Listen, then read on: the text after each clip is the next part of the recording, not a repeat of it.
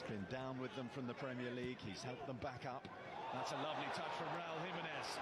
It's Wilson! Nasib baik. Oh, ui. Macam onside je. Memang kena lah ni. Ya, gol lah guys. And it's going to be good news indeed for Fulham. Aku tadi dah cakap kan guys.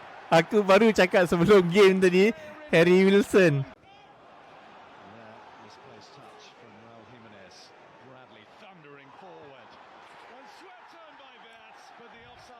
Offside lagi.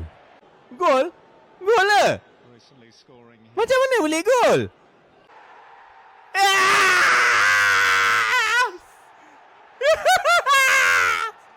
Florian Wirtz. Satu gol lagi. Walaupun dia main teruk hari ni, tapi dia skor. Macam mana dia boleh ni? Tak offside? Isn't that offside? Huh? Ambil je lah kan. Pasal itu Anas nak akan main ni. Gol ke? Guys, janganlah cakap.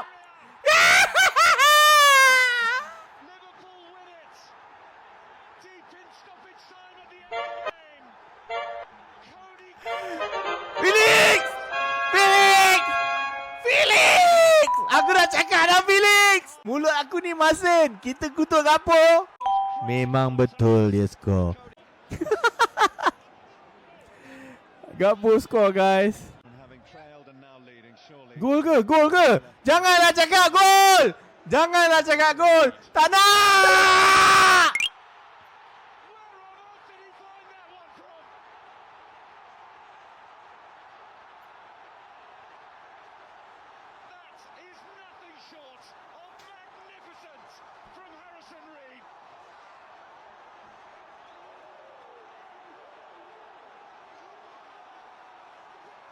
April 2023, the last time he scored.